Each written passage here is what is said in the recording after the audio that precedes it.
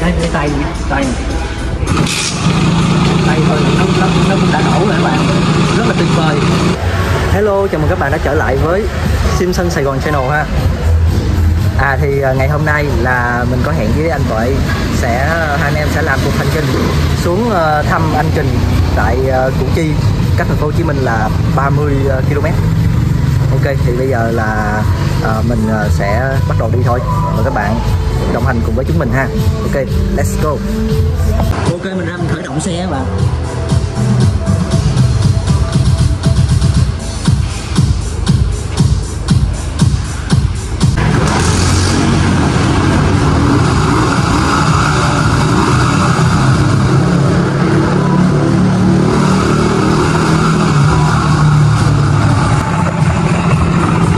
Ok, xe nổ rồi nè các bạn.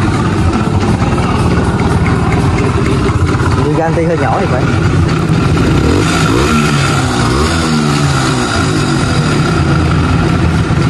Ok, bị đi thôi. Mình đang chạy ra điểm hẹn nè. Mình với lại anh Tuệ là hẹn gặp nhau tại Trường Chinh các bạn. Sáng sớm cho nên đường vẫn còn khá là vắng, với lại cuối tuần nữa.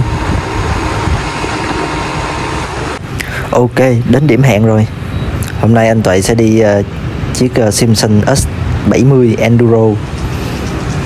Quá đẹp luôn.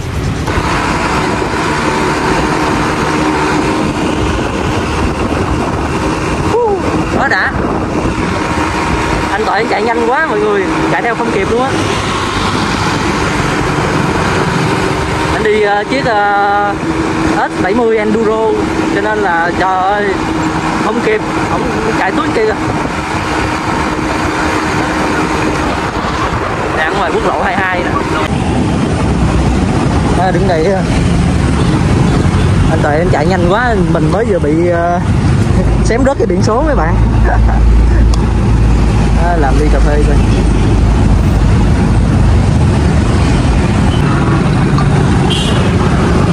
Đang nổ nha.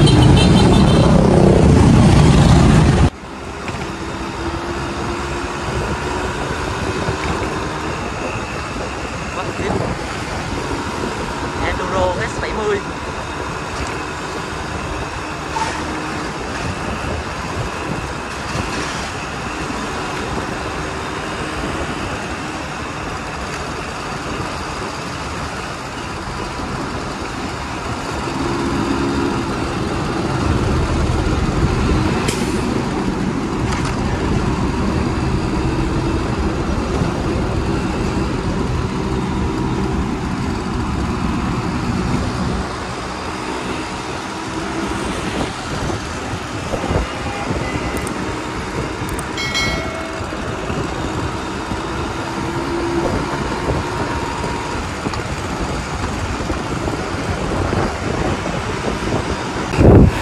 Quẹo ở đây nữa là gần đến nhà của anh Trình rồi các bạn. Ok, đến nhà của anh Trình rồi. Kết thúc 32 km lượt đi. Tròn 1 năm rồi mình mới đến thăm anh Trình nữa các bạn. Với cả cái để chân rồi bán thì 1 triệu. Ông thành ý ở giá là mùa. Cái đằng suốt thành nháo hội là đi thì xe thì đéo đi nữa, xe thì cứ dừng các anh em mình cà phê không mấy anh? Tại vì ngày xưa mình không biết ông đấy. Dạ, vậy anh. Dạ. Là anh Win ngon lắm đấy, mới xe xong lượt về, lượt đi thì có bắt, lượt về thì cứ phải tao nhảy xuống ta đẩy. Sau khi cà phê xong thì anh Trình ngỏ ý muốn giúp mình canh chỉnh xăng gió, vì anh ấy biết mình hay gặp vấn đề về xăng gió, cho nên là tất cả đã trở lại nhà của anh Trình. Đây anh làm lại điện anh gọn gàng luôn nè, quá dữ. Ủa của anh IC ấy nè, IC zin mà ngon quá trời. Ai mà ông dán không? Dán này. Dạ. Cái để cho đừng có lỏng ra. Anh mở ra được mà đúng không? Không. Được.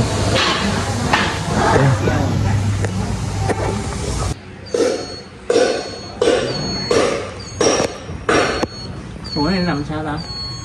Dạ anh lấy cái dây lên. Mày đúng chưa? Đó đúng rồi, vậy là vậy là anh làm cho nó khít vô một chút, dạ, chứ cho nó ăn chứ để đó anh ráng anh bẻ nó vô, dạ. Đó chứ để nó lỏng ra là bị vậy đó, dạ.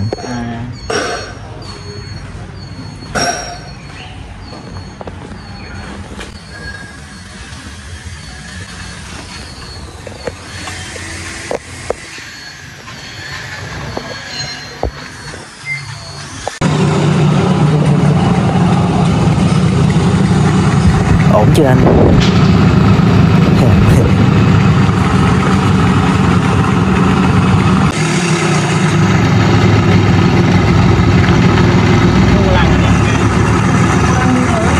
Mua mới mà anh, mua trên eBay. Dạ. Ok, mình chia tay anh Toại ở cầu vượt An Sương để nãy chạy về Gò Vấp, còn mình thì về lại Tân Phú các bạn.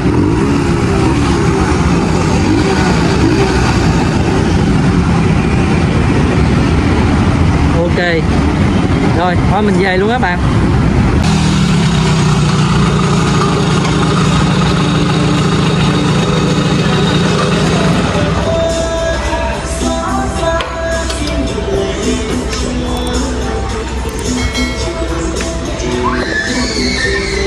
Ok các bạn, như vậy là mình đã vừa mới hoàn thành chuyến đi thăm anh Trình tại Củ Chi. Đúng là đúng 1 năm rồi đó mình mới quay lại Củ Chi các bạn.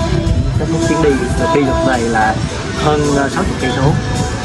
Mình là anh Toại, các bạn thấy trên chuyến đi hai anh em chạy rất là vui vẻ, đặc biệt là khi xuống với anh Trình ở Củ Chi, anh ấy mời mình cà phê, rồi anh em cà phê trò chuyện với nhau. Bên cạnh đó anh còn xem qua xe cho mình đó, xe giờ ngon lành, anh Trình anh canh cho mình nè, giờ là nhẹ cái tay này. Tay thôi nó cũng đã nổ rồi các bạn, rất là tuyệt vời. Rồi đấy, cho nên là mình muốn chia sẻ với các bạn đó là muốn xe ngon thì hãy cố gắng giao lưu anh em càng nhiều càng tốt thì tự động xe ngon, chứ không phải là cứ có tiền mua đồ rồi là rác là ngon đâu các bạn. Rồi vậy nha, mình sẽ cố gắng làm nhiều video hay hơn theo kiểu vlog như thế này để các bạn có những trải nghiệm tốt hơn về siêu sinh tại Sài Gòn cũng như là về dòng xe 2 triệu chỗ này. Rồi chúc các bạn xem video thật là vui vẻ. Chào tạm biệt, hẹn gặp lại video tiếp theo. Bye.